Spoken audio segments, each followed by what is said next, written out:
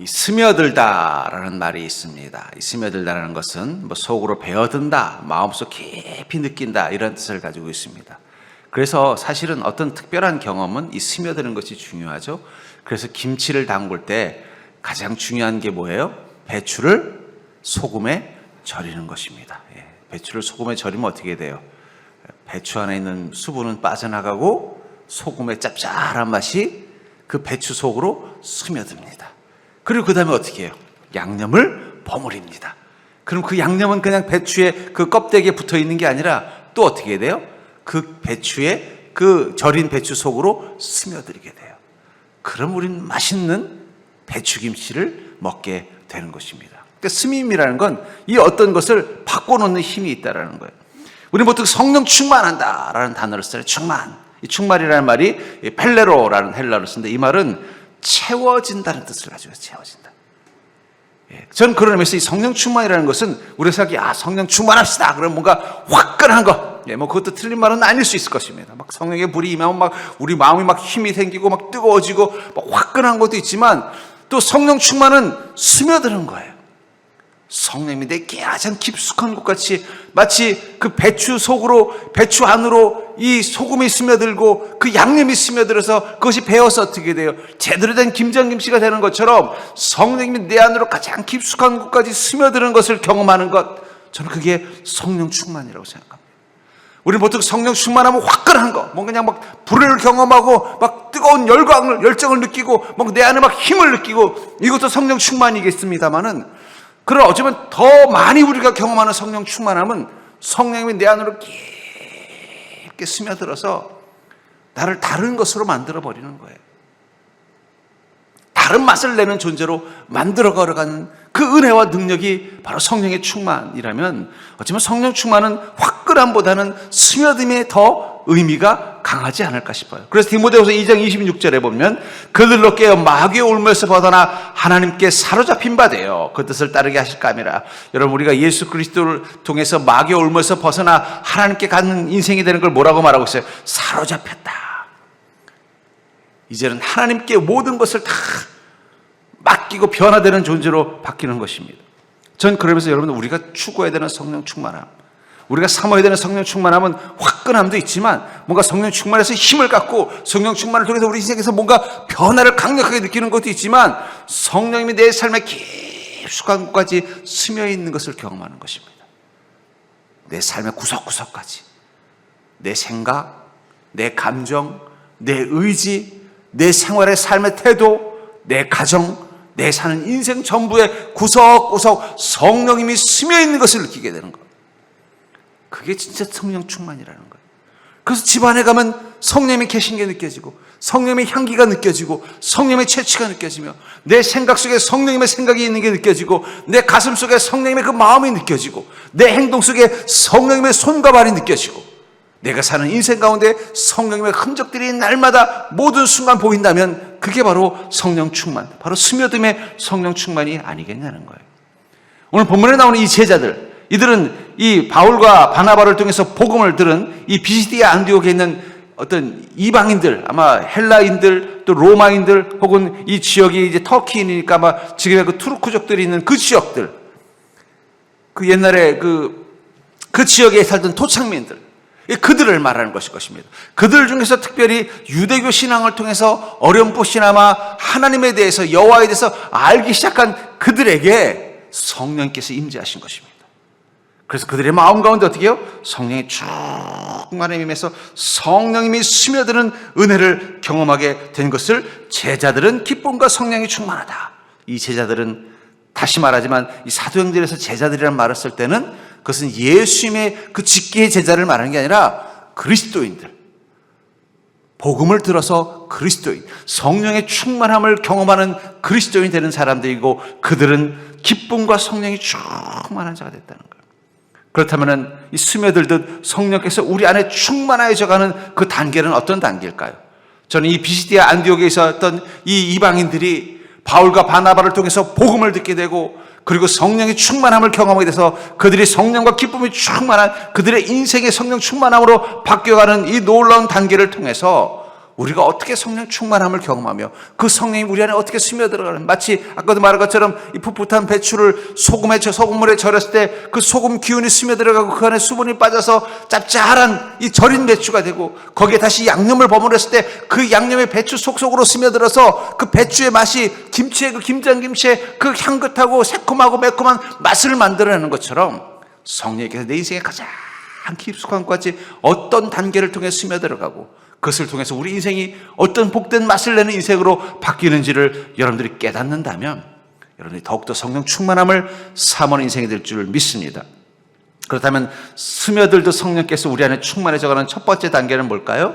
그것은 바로 말씀의 귀가 열리는 단계라는 거예요. 우리가 처음 성령 충만할 때는요, 마치 배추를 소금물에 담그는 것처럼 말씀의 귀가 열리는 시간이 있다는 거예요. 44절에 보니까 그 다음 안식일에는 온 시민이 거의 다 하나님의 말씀을 듣고자 해요. 바울과 바나바가 복음을 듣자 이 비스디 안디옥에 있었던 사람들이 다 어떻게 된 거예요? 야, 이런 진리의 말씀을 내가 처음 들었다.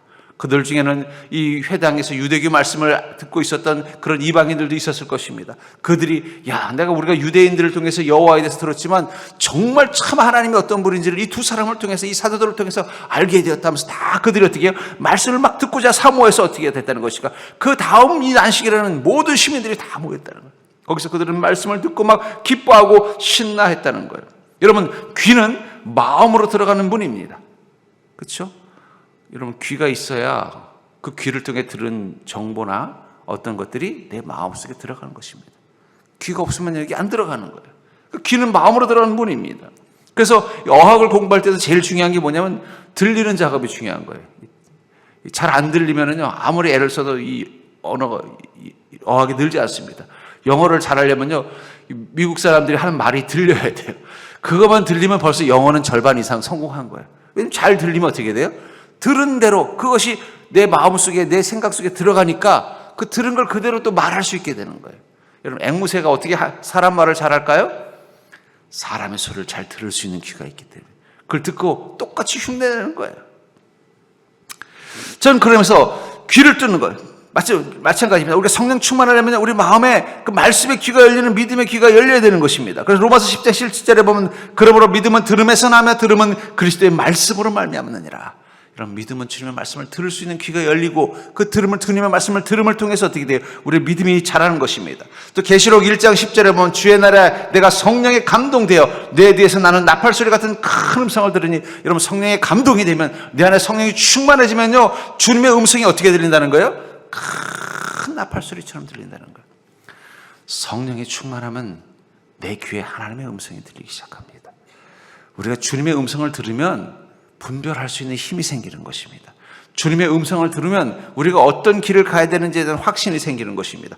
주님의 음성이 들리면 우리 인생에 대한 고민이 없어요. 왜냐하면 그 음성대로 순종하면 되기 때문입니다. 순종 못하기 때문에 고민한다면 그건 어쩔 수 없어요. 그건 자기가 해결해야죠. 근데 문제는 안 들려서 순종 못하는 건, 이거는 해결해야 된다는 거예요. 우리는 주님의 말씀에 무엇을 말씀하시든 충분히 순종할 준비가 되어져 있어요. 그렇죠? 내가 주님께서 또 순종 못할 걸 시킬까 봐 안 들으랍니다 하는 사람을 한번 손 들어 보십시오. 저는 다 듣고 싶어하는 믿음이 있는 줄 믿습니다. 근데 제가 보니까요, 주님의 음성이 잘 들리면 걱정할 필요 없어요. 주님이 들려주는 그 음성은 나를 향하신 음성일 것이고, 내 인생을 향하신 음성일 것이고, 내가 인생의 고난과 문제로부터 주님의 은혜를 경험할 수 있도록 인도하시는 음성일 것이기 때문입니다. 그러니까 그 음성만 들리면 어떻게 돼요? 걱정할 필요가 없어요. 안 들리는 게 문제예요. 근데 그 음성은 언제 더 선명하고 더 강력하게 들린다는 거예요? 성령이 충만해. 내가 성령의 감동이 돼야 하나님의 음성이 나팔소리 같이 들리게 되는 거예요. 그 성령의 감동을 잃어버리면요, 성령의 충만함을 잃어버리면 그 음성도 희미하게 들리기 시작하는 거예요. 그렇기 때문에 여러분들, 우리가 먼저 주님 앞에 무릎 꿇고 기도할 때 성령님의 음성이 크게 들리는 믿음의 귀가 열릴 수 있도록 기도하셔야 됩니다. 왜 우리가 성령 충만함을 삼아야 된다고요? 하나님의 음성을 잘 들으면 듣는 대로 가면 되는 거예요. 제가 가끔 운전하다가 가끔씩 딴 생각을 하거나 라디오를 틀고 라디오에 이렇게 귀를 기울이거나 혹은 옆에 가는 동행하는 일행하고 대화를 하다 보면은요, 내비게이션이 하는 말을 놓칠 때가 있어요. 그래도 젊었을 때는 멀티가 돼서 그거 들으면서 운전을 하면 되는데 요즘은요, 하나 들으면 하나가 안 들려요. 예. 그래가지고 빠져나가야 되던 램프를 놓쳐가지고 한참을 한 10몇 킬로를 가서 다시 톨게이트 나가서 삥 돌아서 다시 들어올 때마다 아이고, 내가 요즘 왜 이래? 이러면서 툴툴거립니다. 여러분들, 우리가 자꾸 이게 나이 먹으면요, 나타나는 현상 중에 뭐냐가 있냐면 자꾸 세상 소리에 귀를 기울이다 보면 성령의 음성이 안 들리고 놓쳐버릴 때가 많더라고요. 그럼 고생하는 거예요. 성령의 음성을 놓치면요, 성령님은 날마다 우리 인생을 마치 이 고속도로에서 길을 가는 이 나그네에게 내비게이션이 길을 알려주는 것처럼 우리가 우리 인생길을 복된 길로 갈 수 있도록 끊임없이 우리에게 음성을 들려주시는데 그 음성을 놓치면 어떻게 돼요? 그럼 고생해야 되는 거예요. 고생해야 되는 거예요. 잘못 들면요, 그 잘못 든 만큼 고생해야 되는 거예요. 가다가 나가야 될 램프를 놓쳐버리고 지나쳐버리면요, 돌아오려면 또 빙빙 돌아와야 돼요. 갈림길에서 오른쪽으로 가야만 바른 길로 가는데 놓쳐서 왼쪽 길로 가면요, 또 헤매가지고 간신히 길 찾을 때까지는 고생해야 되는 것처럼 우리가 성령의 음성을 놓칠 때마다 우리는 그 순간 인생의 어려움을 겪을 수밖에 없다는 거예요. 옆 사람 보고 이렇게 했을 거예요. 성령의 음성을 잘 들으면 인생에 고민할 게 없다. 여러분, 그리스도인은 맞아요. 성령의 음성만 잘 들리면요, 인생에 고민할 게 없어요. 왜냐하면 들리는 대로 하면 되니까. 여러분들 혹시 내비게이션을 의심하면서 운전할 때 듣고 가는 사람 있습니까? 그냥 내비게이션 시키는 대로 하면 웬만하면 어때요? 큰 문제 없이 목적지 가잖아요. 여러분, 성령님을 내비게이션보다도 못한 음성으로 혹시 이해하고 있지는 않습니까? 아유, 성령의 음성 듣고 따라갔다가는 잘못될 수 있어, 이런 생각 가지고 가시는 분 없잖아요. 있습니까? 그럼 여러분들은 내비게이션보다도 성령님을 신뢰하지 못하는 것입니다. 내비게이션이 무슨 말을 하든지 그 길로 가라고 하면 우리 가잖아요. 근데 성령님께서 우리 인생을 인도하시기 위해서 말씀해 주는 그 음성을 듣고 가면은요, 고민할 게 없어요. 문제는 놓칠 때가 있다는 거예요. 마치 제가 옆 사람하고 얘기하느라고 혹은 라디오에 귀를 기울이느라고 또 잠시 딴 생각하느라고 또 차창 바깥에 어떤 신기한 현상 쳐다보느라고 잠시 그 음성을 놓친 그 순간부터 다시 길을 찾을 때까지 고생하는 것처럼 우리가 주님의 음성을 놓칠 때 고생하는 거예요. 왜 내 인생에 자꾸 갑자기 생각지 못했던 인생의 어려움과 꼬인 시간들이 나타나느냐? 그건 바로 그 직전에 무엇을 놓친 거예요? 성령의 음성을 놓친 것입니다. 성령은 절대로 우리가 지금 이런 상황 가운데 가도록 만들어주지 않는다는 거예요. 성령은 반드시 피할 길을 가르쳐 주셨는데, 믿는 자들은요, 감당하지 못할 시험 당함을 허락지 않아야 하실 뿐만 아니라 시험 당할 즈음에는 어떻게 하신다고 그랬어요? 피할 길을 주신다는 거예요. 근데 문제는 감당 못할 시험을 허락하지 않는데 그때 하나님의 음성 놓치면 감당 못할 시험을 당해야 되는 거예요. 또 시험 당할 즈음에 피할 길을 주시고 말씀해 주시는데 그 음성 귀 안 기울이면요, 그럼 시험 당하는 그 길 가야 되는 거예요.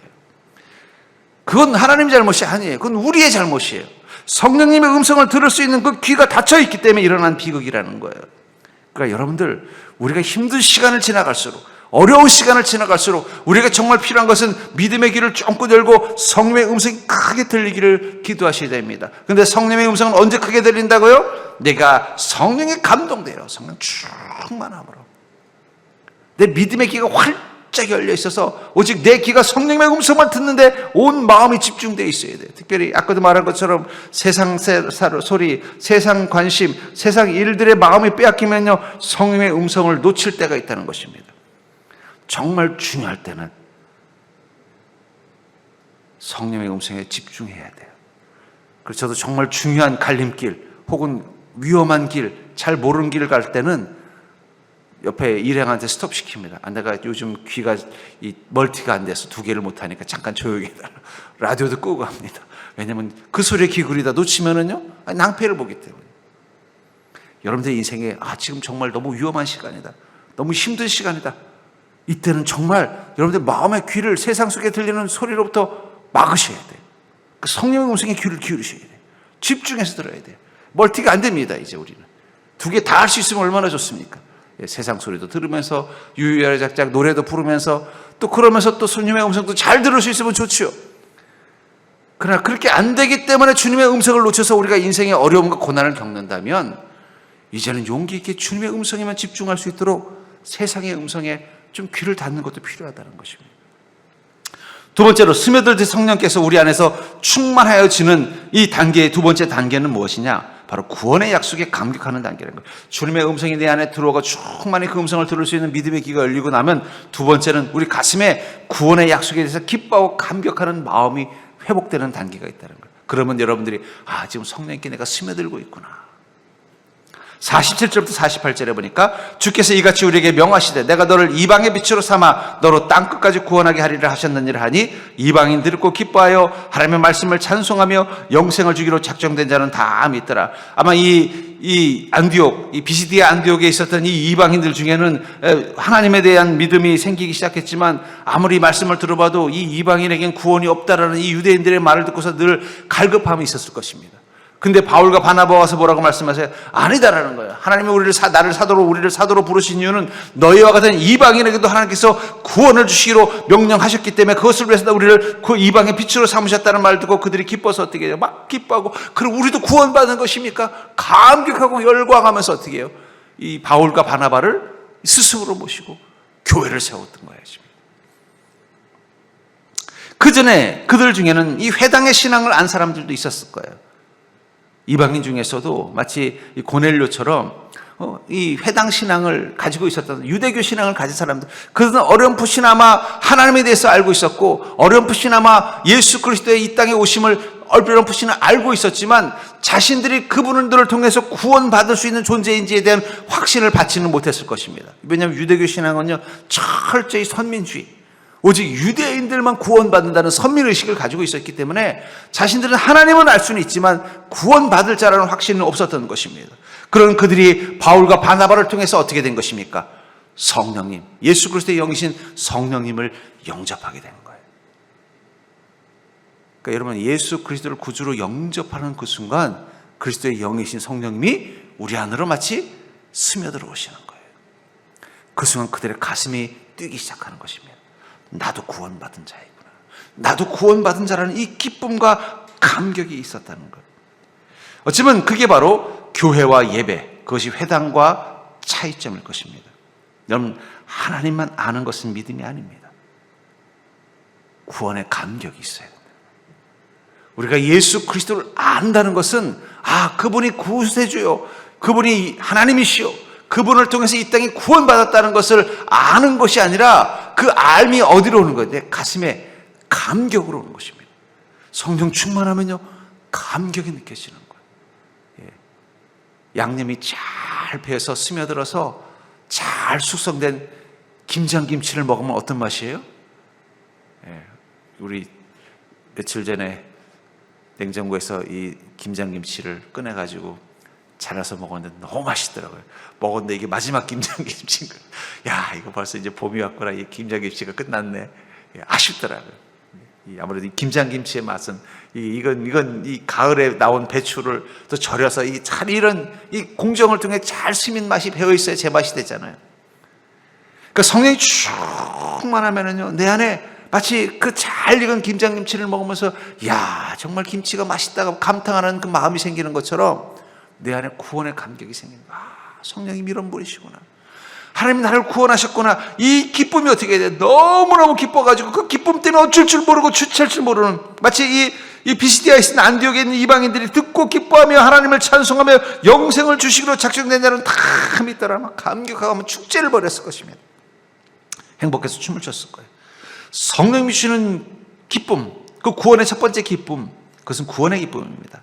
그래서 요나서 3장 10절에 보면 하나님이 그들이 행한 것, 그 악한 길에서 돌이켜 떠난 것을 보시고 하나님의 뜻을 돌이키사 그들에게 내리라고 말씀하신 재앙을 내리지 아니하시니라. 이 요나의 표적에 대해서 우리가 계속 나누고 있습니다만은 이 니느웨 사람들이 요나를 통해서 복음을 듣게 되잖아요. 그리고 그들이 회개하고 나서 그들의 마음 가운데 성령의 음성이 들렸습니다. 그게 뭡니까? 하나님이 뜻을 돌이키셨다는 것을, 재앙을 내리지 않기로 결정하셨다는 이야기를 들어서 그들이 얼마나 기뻤겠어요. 그들은 너무 기뻐했지만 요나는요 속상해서 사람들이 기뻐하는 그 자리를 떠나서 성 밖으로 나간 겁니다. 왜냐하면 그는 니느웨 사람들이 구원받기를 원하지 않았다는 거예요. 근데 니네 사람들이 구원의 감격으로 막 어쩔 줄 몰라 기뻐하는 걸 보니까 그 성 안에 있기가 싫었을 것 같아요. 밖에 나가서 어떻게 하나님 원망하면서 있다가 주님의 음성을 들은 것입니다. 시편 116편 3절부터 5절에 보면은 사망의 줄이 나를 두르고 수월의 고통이 내게 이름으로 내가 환난과 슬픔을 만났을 때 내가 여호와 이름으로 기도하기를 여호와여 주께 구하오니 내 영혼을 건지소서 하였도다. 여호와는 은혜로우시며 의로우시며 우리 하나님은 긍휼이 많으시도다. 우리가 인생의 죽음과 절망과 사망이라는 수월의 고통에 있다가 그 속에서 주님의 이름을 통해서 구원을 경험하게 되는 그 순간 우리는 주님을 찬양하고 기뻐할 수밖에 없다는 거예요. 오직 구원의 기쁨, 이 구원의 기쁨이 무엇인지를 알 수 있는 것은 성령에 충만한 사람만이 알 수 있습니다. 이 기쁨은 성령 충만한 사람만 경험하는 기쁨이라는 거예요. 이 기쁨이 얼마나 컸는지 피시디오 간디오 사람들은 너무너무 감격했을 것이며 니느웨 사람들도 너무너무 기뻐하며 열광했을 것이며 시편 116편에 나오는 이 그리스도인도 너무너무 기뻐서 주님은 은혜로우시며 긍휼이 많은 분이라고 찬양하고 있다는 거예요. 이 성령이 충만하면요, 우리 안에 가장 큰 기쁨은 구원의 기쁨이 되는 것입니다. 구원의 기쁨이 너무너무 내 마음 가운데 뜨겁게 감격이 되면은요, 다른 기쁨의 감동과 맛은 떨어져요. 그러니까 여러분, 성령 충만한 사람은요, 구원의 기쁨이 막 감동으로 밀려오잖아요. 그럼 갑자기 빨간 풍선이 재밌게 느껴지지 않아요. 오늘 빨간 풍선 하는 날입니까? 안 하는 날입니까? 잘 모르겠습니다. 그게 보고 싶은 마음이 싹 사라지는 거예요. 막 교회 올 때만, 금요 예배 올 때만 해도, 야, 빨리 예배 끝나고 가서 빨간 풍선 봐야지. 막 기대하는 마음 가지고 왔는데, 갑자기 성령 충만함이 임해서 구원의 기쁨이 내 마음에 쓱 오니까, 집에 돌아가서 빨간 풍선 보고 즐길 마음이 싹 사라지는 거라는 거예요. 빨간 풍선이 오늘 하는 거 맞습니까? 안 봐가지고 잘 모르겠어요. 요즘 너무 좋아한다 그래서 관심 갖습니다. 구원의 기쁨이 내 마음에 충만하면요, 갑자기 그 전에 내가 즐기던 다른 기쁨들이 어떻게 돼요? 별로 기쁘지 않게 되는 거예요. 성령이 충만하면요, 구원의 기쁨이 내 마음을 막 지배하는 거예요. 막 그 기쁨이 내 마음속에 깊은 곳까지 막 들어와서 그 기쁨 때문에 어떻게 돼요? 다른 기쁨에는 관심조차 잃어버리는 거예요. 그러니까 성령 충만한 사람은 날마다 구원의 감격으로 인해서 기뻐하고 그 기쁨 때문에 살아가는 것입니다. 우리 찬송가 94장에 보면은요, 주 예수보다 더 귀한 것은 없네, 이 찬양 아시죠? 주 예수보다 더 귀한 것은 없네, 이 세상 보기와 바꿀 수 없네, 영 죽은 내 대신 돌아가시 그 놀라운 사랑 잊지 못해. 예수 그리스도를 온전히 구주로 영접하고 성령이 충만한 사람은요, 내 안에 큰 기쁨이 생겨요. 주님보다 더 귀한 것이 없습니다. 나를 구원하신 주님의 사랑보다 더 귀한 것이 없습니다. 막 그 기쁨이 막 내 마음 가운데 설렘이 되고 그 생각만 하면 막 신이 나는 거예요. 그러니까 이렇게 찬양하는 거예요. 세상 즐거움 다 버리고 세상 자랑 다 버렸네, 주 예수보다 더 귀한 것은 없네, 예수밖에는 없네. 여러분, 성령 충만하면요, 구원의 기쁨이 내 마음과 내 감정과 내 삶에 가득 채워지면요, 갑자기 세상의 기쁨이 별로 기쁨이 안 되는 거예요. 자식이 인류대학 들어갔어도 그게 그렇게 자랑되지 않아요. 너 갔구나, 하나님 너 사랑하시나 보다, 끝이에요. 제가 초등학교 때 지난번에 다달학습 한번 얘기했잖아요. 다달학습을 통해서 올백을 맞아서 전교 1등을 했습니다. 물론 그전에도 조금 하긴 했지만 전교 1등은 처음 했어요. 근데 우리 어머님이 너무 기쁘셨나 봐요. 갑자기 한 3시간 동안 계속 전화기를 붙잡고 동네 사람들한테 다 전화하는데, 아, 우리 아들이. 근데 여러분, 우리가 구원의 감격이 있으면요, 우리가 전화기 들고 누구 얘기할까요? 우리 아들이 전교 1등 했어도 그거 전화 안 하고 우리 예수님이 날 구원해 주셨어요, 이거 자랑하고 다닌다니까. 그게 더 기쁘니까. 그게 더 큰 기쁨이 되는 거예요. 이번에 내가 주택복권 1등 당첨됐어도 그거 자랑하는 것보다 내가 천국에 티켓 얻은 게 더 기뻐서 그걸 자랑하는 자가 된다는 거예요. 여러분, 기쁨, 자랑은 자기가 기뻐하는 것을 자랑하는 것입니다. 그렇죠? 기뻐하지 않는 것 자랑하지 않아요. 자기가 기뻐하는 걸 자랑하게 돼 있어요. 그러니까 우리가 주님을 자랑한다는 건 무엇을 말하는 거예요? 주님이 내게 가장 큰 기쁨이 된다는 거예요. 천국을 자랑한다는 것은 천국이 내 인생의 가장 큰 기쁨이기 때문입니다. 구원을 자랑한다는 것은 내가 구원받은 자라는 사실이 가장 큰 기쁨이에요. 성령 충만하면 성령 충만할수록 내 기쁨의 질이 달라지는 거예요. 전에는 그냥 내가 돈 잘 버는 거 자랑하고, 전에는 내 자식들이 잘 되는 거 자랑하고, 전에는 내 집 살림이 잘 펴가는 거 자랑하고, 전에는 내 신랑이 잘 되는 거 자랑하고, 전에는 내가 가지고 있는 매력이나 능력을 자랑했던 내 입술에서 예수 그리스도를 온전히 영접하고 성령이 충만해지니까 그런 것들이 자랑이 안 나오는 거예요. 바울 목사님은 아마 분명히 좀 자랑을 잘하는 분이었을 것 같아요. 사람 만날 때마다 내가 가말리엘 문화생이고요, 베냐민 집하고요, 저는 다소에서 태어나서 태어날 때부터 로마 시민권 가진 사람입니다. 제가 이렇게 사람들을 만나보면 자랑을 잘하는 사람들이 있어요. 은근슬쩍 자랑 잘하는 사람들이 있어요. 나는 어느 대학을 나왔고 어느 직장을 다니고 있고 또 어떤 일들을 했고 막 이런 자기 PR을 잘하는, 요즘 시대에 잘 최적화된 사람들이 많아요. 자기 PR 잘. 그럼 바울 목사님이 성령 충만하고 나니까 나는 그것들을 뭐같이 버렸다고요? 배설물처럼 여기더라는 거예요. 자랑이 안 되는 거예요. 자기가 베냐민 지파라는 걸 자랑하고 다니는데 이제 그게 그렇게 자랑이 안 되는 거예요. 왜냐하면 그게 뭐예요? 기쁨이 안 되니까. 기쁨이 안 되는 걸 자랑할 수. 옛날에는 내가 베냐민 지파라는 게 자부심이 되고 기쁨이 되니까 그걸 자랑하는 거예요. 내가 가말리엘 문화생, 가말리엘의 제자라는 게 기쁨이 되니까 그걸 자랑하는 것입니다. 나는 날 때부터 로마의 시민권을 가진 자라는 게 기쁨이 되니까 그걸 자랑했는데, 예수 그리스도를 만난 그 순간부터 구원의 감격이, 성령의 충만함으로 구원의 감격과 기쁨이 내 마음과 내 생각과 내 삶을 완전히 지배하는 그 순간부터는 그것들이 기쁨이 안 되니까 자랑을 못하는 거예요. 그리고 무엇만 자랑하는 거예요? 예수 그리스도만 자랑하는 거예요. 그러니까 여러분들 성령 충만하면요, 우리가 예수님밖에 자랑할 게 없게 돼요. 근데 성령 충만이 떨어지면요, 자꾸 다른 기쁨을 찾다 보니까 다른 걸 자랑하게 되는 거예요. 성령 충만하다는 건 우리가 더 많은 기쁨을 얻게 되는 걸 말하는 게 아닙니다. 성령 충만한다는 건요, 오직 예수 그리스도만, 그 주님을 만난 그 사건만이 내 마음과 내 생각을 완전히 지배하는 기쁨이 되는 거예요.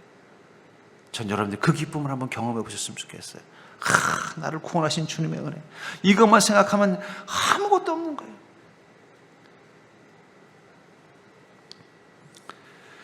세 번째로 성령께서 우리 안에 충만해져가는 그 세 번째 단계는 바로 믿음의 확신을 가지고 나아가는 단계입니다. 우리가 성령이 충만해지면은요, 우리 믿음의 확신을 가지고 하루로 살아가는 자가 된다는 것입니다. 본문의 50절부터 52절을 보시면, 이에 유대인들이 경건한 귀보인들과 이 시대 유력자들을 선동하여 바울과 바나바를 박해하게 하여 그 지역에서 쫓아내니 두 사람이 그들을 향하여 발의 티끌을 떨어버리고 이고니온으로 가거늘 제자들은 기쁨과 성령이 충만하니라. 근데 그 땅에도 유대인들은 이 바울과 바나바를 통해서 이 지역에 있는 사람들, 특별히 그 이방인들 중에는 아마 그 지역을 어떤 영향력을 행사하는 사람들도 있고 자기들의 편이었던 사람들도 있었는데, 그들이 다 그리스도인이 되면서 변화되니까 불편했죠. 그래서 어떻게 해요? 거기 이 영향력 있는 이 정치인이든 경제인이든 군인이든 그들을 선동해서 어떻게 해요? 바나바와 바울을 박해해서 그 지역에서 쫓아냈다는 것입니다. 그들이 쫓겨나면서 어떻게 했어요? 먼지를 털듯이 털어버리고는 또 복음을 전하러, 여기 제자들은 기쁨과 성령이 충만하니라. 이것은 비시디아에 있는 안디옥 교인들이지만 또 바울과 바나바도 똑같이 어떻게 했어요? 제자로서 기쁨과 성령이 충만해서 또 사역을 향해 가더라는 것입니다. 여러분, 큰 믿음을 가지고 있다는 것은 확신을 갖는 것입니다. 여러분, 믿음이 크면 확신도 크게 돼 있어요. 그러니까 믿음이 큰 사람은요, 확신을 가지고 살게 돼 있습니다.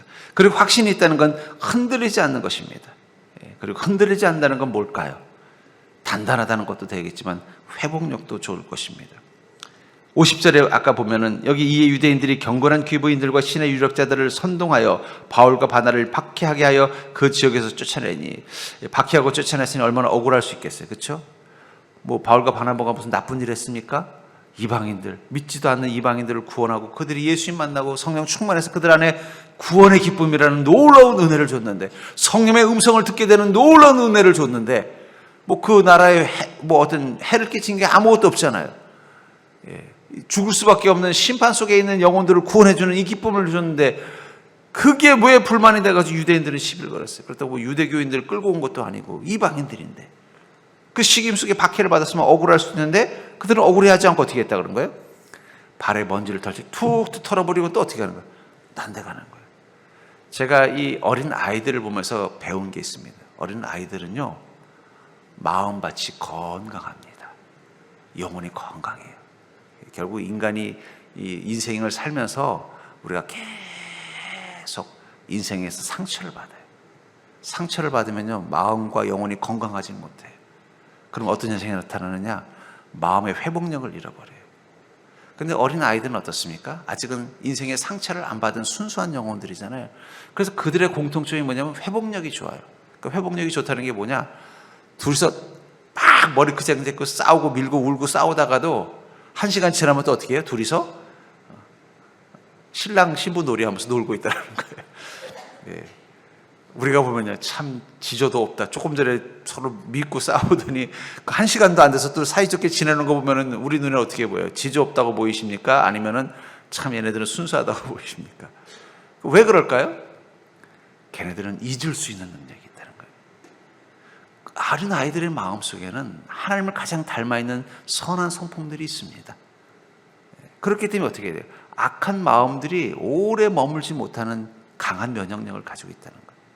그러니까 어떻게 해야 돼요? 나쁜 생각, 나쁜 경험도 금방 털어버리는 거예요. 여러분, 성령 충만하면 예수님께서 뭐라고 말씀하셨어요? 어린 아이와 같지 않으면 천국에 갈 수 없다라는 거예요. 어쩌면 성령 충만하게 됐을 때 우리의 마음은 어린 아이와 같이 마음이 되는 거예요. 그 어린 아이와 같다는 건 철없는 마음이라는 뜻이 아니라 죄와 욕망에 아직 오염되지 않은 그 순수한 영혼의 마음을 가질 수 있다는 거예요. 그럼 그 마음을 가진 사람들의 특징은 뭐예요? 상처받아도 쉽게 털어버릴 수 있고. 애들을 보십시오. 매 맞고 울어도 또 탁 털고 와서 또 아빠 사랑해, 엄마 사랑해 하잖아요. 그건 뭐예요? 그 마음이 아직은 순수하기 때문에. 나중에 나이 먹으면요, 한번 상처받으면 평생 원수로 지내고 안 보고. 그러니까 형제들도 그렇잖아요. 어릴 때 형제들은 서로 치고받고 싸워도 다음날 되면 한 입을 덮고 자지만 60, 70 넘어서 치고받고 싸우면요, 장례식 때까지 서로 못 본 척해요. 묘지나 가서 묘비명이나 세울 때나 같이 누워라니 누워있다니까요. 왜 그럴까요? 그게 마음의 그 순수함을 잃어버렸기 때문인 거예요. 성령 충만하면요, 우리가 세상에서 상처받고 억울한 일 당하고 힘든 일 당해도 그것이 나를 완전히 지배하지 않고 먼지털지 털어버리고 또 어떻게 해요? 성령이 충만하면 그 기쁨, 그것을 가지고 또 살아갈 수 있는 인자가 되는 거예요. 회복력이 좋은 거예요. 여러분들 그 시몬스 침대라는 광고를 제가 재밌게 봤어요. 보니까 옛날에는 한동안 흔들리지 않는 침대. 그래서 뭐 옆에 뚱뚱한 남편이 자도 아내가 편안하게 자는 뭐 이런 광고를 통해서 좋은 침대, 편안한 침대라는 것은 흔들리지 않는 것이다. 그래서 그렇지, 흔들리지 않는 게 좋은 침대지. 그런데 요즘은 보니까 그 침대 광고를 하는데 보니까 막 불로 막 지지고 막 쇳덩어리를 때리면서 어떻게 해요? 견고하다. 근데 그 둘은 똑같은 거예요. 흔들리지 않고 어떤 문제 앞에서도 자기의 그 모습을 잃어버리지 않는 것, 그건 같은 것입니다. 그게 회복력이라는 거예요. 그러니까 여러분들, 우리가 성령 충만하면요, 설령 우리가 인생에서 상처를 받고 흔들릴 일이 생기고 무슨 바위덩이가 와서 내를 짓누르듯 내 삶에 문제가 생겨도 어떻게 되는 거예요? 또 다시 아무렇지 않게 먼지 털어버리듯, 여기 바울과 바나바가 그 정말 억울한 일을 당하고 상처를 당해서도 먼지 털어버리고 또 어떻게 해요? 성령과 기쁨으로 충만해서 또 주님 바라보고 나가는 인생을 살 수 있는 게 되는 거예요. 전 여러분들이 그런 복을 누린 자가 되기를 주의 이름으로 축복합니다. 성령이 충만하면요, 그런 힘이 생기는 거예요. 어저께만 해도 정말 죽을 것 같은 일들이 있고 인생의 문제로 인해서 절망하고 괴로워하다가도 성령 충만하면 내 안에 있어서 성령이 그 깊은 곳까지 내 인생의 주인이 되는 삶을 살면은요, 다음날 또 어떻게 돼요? 눈 뜨고 또 행복해지는 거예요. 이상한 거예요. 분명히 어제 너무너무 힘든 일, 너무너무 억울한 일, 너무너무 고통스러운 일을 겪었는데도 하룻밤 푹 자고 일어나면 다음날 어떻게 돼요? 또 마음속에 소망이 생기는 거예요. 기쁨이 생기는 거예요. 또 하나님께서 내 인생 가운데 어떤 일들을 주실까 기대가 생기는 거예요. 성령이 주신 힘을 가지고 기뻐하며 성령 충만함으로 내 인생에 어제 있었던 힘들고 고단하고 아팠던 일들을 먼지털로 털어버리고 나갈 수 있는 거예요. 그렇기 때문에 성령 충만한 사람은 행복할 수밖에 없습니다. 왜냐하면 성령의 능력이 우리에게 그 회복력이 되어주기 때문이에요. 시편 120편 1절에 보면 여호와를 의지하는 자는 시온산이 흔들리지 아니하고 영원히 있음 같도다. 여러분, 하나님을 의지하는 자, 성령의 충만함을 통해서 성령님의 은혜와 능력이 내 삶의 구석구석까지 스며는 인생을 살아가는 자는요, 마치 산처럼 흔들리지 않는 견고한 모습으로 살아갈 수 있다는 것입니다. 특별히 우리 인생 가운데는요, 우리를 쓰러뜨리고 우리를 힘들게 하는, 마치 이 비스디오 안디옥에서 억울한 일을 당했던 바울과 바나바처럼 인생에 억울한 일도 있고 고통스러운 일도 있고 감옥에 갇히고 또 고통을 당하는 시간들도 많이 있겠지만, 중요한 것은 우리가 성령 충만하면요, 그것 때문에 흔들리지 않아요. 아이고 주님, 내가 이런 상황 너무 힘듭니다. 여러분, 힘들다고 낙심할 게 아니라 이럴수록 어떻게 돼요? 주님, 내가 성령 충만하게 해주시옵소서. 어떤 상황 가운데서도 흔들리지 않고 여전히 기뻐하며 감사하고 소망을 가지고 주님의 음성을 들으면서 주님의 인도하심을 따라 주님이 축복하시는 그 나를 향해 나가는 자 되게 해주시옵소서. 이렇게 기도하는 믿음 되기를 주의 이름으로 축복합니다. 바울과 바나바를 왜 하나님께서 이방인의 사도로 세우셨을까요? 그들은 성령이 충만한 자들이었기 때문에, 성령이 그들의 모든 것에 깊게 스며들듯 함께 하시는 존재가 된 것입니다. 그러자 그들은요, 어떠한 시련과 어떤 문제 앞에서도 여전히 기쁨과 성령의 충만함을 가지고 주님이 주시는 그 약속의 말씀 품고 소망 가지고 자기 인생을 향해, 내일을 향해 나아간 것입니다. 저는 그러면서 여러분들, 지금 우리에게 필요한 것은 무엇일까요? 바로 성령 충만한 믿음으로 무장이 되어서 상황을 넘는 믿음으로 그 인생을 향해 나아가는 신앙이 필요한 줄 믿습니다. 여러분들, 요즘 되게 힘든 시대라고 말하잖아요. 힘든 상황이라고 말하잖아요. 그러나 걱정하지 마십시오. 우린 성령 충만하기만 하면 되는 것입니다. 성령께서 여러분들의 가장 깊숙한 것이 스며들듯 여러분의 삶의 모든 곳에 함께 하심을 경험하기만 하면 된다는 것입니다. 그것만 가지고도 여러분들은 충분히 이 힘든 상황들, 이 어려운 시간들을 이겨낼 수 있는 넉넉함을 가진 위대한 인생이 될 줄 믿습니다. 여러분들, 그런 복된 인생이 되기를 주의 이름으로 축원합니다.